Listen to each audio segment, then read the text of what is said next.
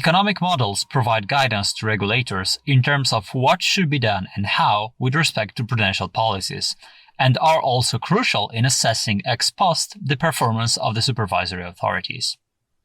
In this podcast, Jean-Charles Rochet, professor of banking at the University of Geneva, discusses the capital requirements for banks during booms, the so-called countercyclical capital buffers. Then, he shares his view about a doctrine for macroprudential regulation based on what can be learned from economic models.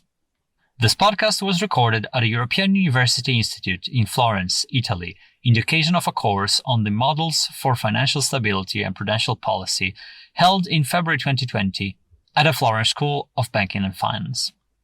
Professor Rochet, thank you very much for being here with us in Florence for this course on the concept, principles, and models underlying the prudential regulation of banks. And you touched upon a wide variety of topics regarding financial regulation over the course of the past 3 days. And for this specific podcast, I would like to focus on liquidity regulation as well as capital requirements.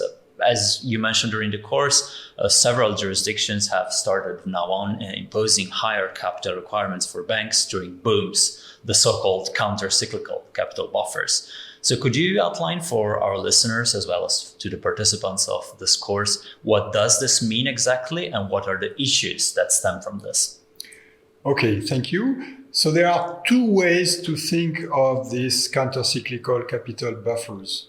One is to consider that you need to put more equity as a loss-absorbing capacity, anticipating future losses on your loans or more generally on your operations.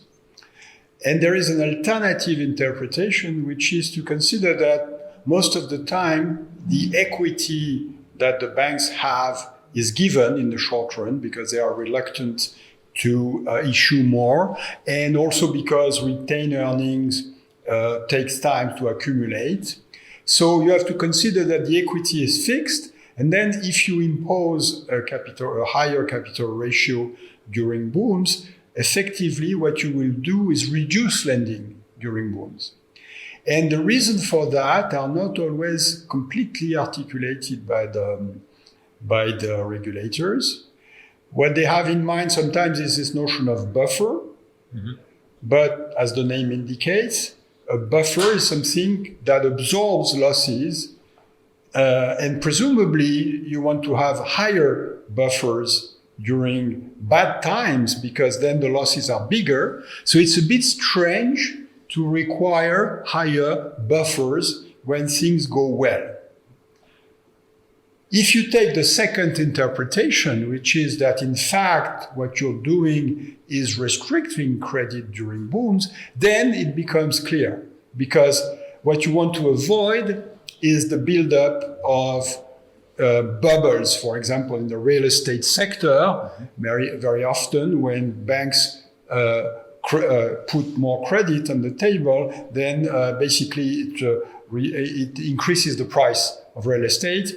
And there is a risk that the bubble might burst. So I really believe that the correct interpretation of the countercyclical capital buffers is an instrument to limit the tendency of banks to lend too much during good times and symmetrically to lend too little during bad times. And this is called often a credit crunch.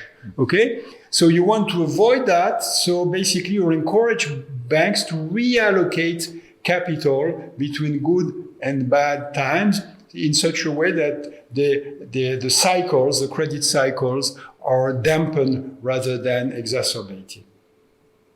Thank you. And moving to the higher level, generally speaking about macroprudential regulation, you mentioned during this course that there is a doctrine for macroprudential regulation. So would you like to explain what does it entail exactly and what can we learn from economic models with respect to macroprudential regulation? Okay, so there has been a complete rethinking of banking regulation after the crisis of 2007-2009. People have realized that the focus on individual institution, which was the macroprudential approach, was not sufficient. Even if individual banks have a low probability of default, it doesn't mean that the system as a whole can resist macro shocks, like, for example, we had with this real estate bubble bursting in the US. So how can you face an aggregate shock? So you need to have specific measures. So you need to introduce new instruments like this countercyclical capital buffer that we discussed. But we need to control what the regulators are doing with this new instrument. So you need to have strong and independent regulators, but the counterpart of that is that those regulators need to be accountable to society and to the Congress or Parliament exposed. But in order to be accountable exposed, you need to articulate a very clear doctrine. What do you want to do? Why do you want to do it? And how can we measure the success or failure of your policy interventions? So for that, you need to elaborate a doctrine very much like the doctrine for inflation targeting, flexible inflation targeting that was developed for monetary policy. This is something that is relatively easy to assess ex post.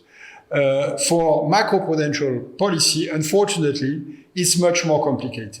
And this is where economic models can help, because they can provide you with a guidance of what needs to be done and how, and to assess the performance of supervisory authority ex post. And this is exactly the content of these lectures, how to provide instruments for assessing the performance of supervisors in face of this systemic risk or macro shocks. And that is, I think, a very good suggestion to the participants of this course. Are there any other takeaways that you would like to highlight to the participants in addition to the one that you just mentioned? So I guess the main takeaway is that the macroeconomists have provided sophisticated models to help policymakers and central bankers in their economic policy, in their monetary policy decisions. And these are the famous dynamic stochastic general equilibrium models. So those models are very elaborate and they respond to the needs of central bankers. But I believe it would be a mistake to try to use the same model for a macroprudential objective, for financial stability objective, because financial stability has a very different horizon than monetary policy, which is extremely short term. Financial stability is a long-term preoccupation. You don't have the same instruments. You don't have the same capacity to adjust policy decisions in a periodic fashion. You want the standards, in particular solvency and liquidity ratio, to be stable. You cannot reform them every other day. So it means that you have to use a different kinds of model. And this is one of the important aspects, the takeaways of my lectures, is how do you design new macro models for financial stability? This is a challenge, but I hope that those lectures can contribute to the going in the right directions for developing those models inside central banks. Well, thank you very much then for your contribution. Thank you. Thank you.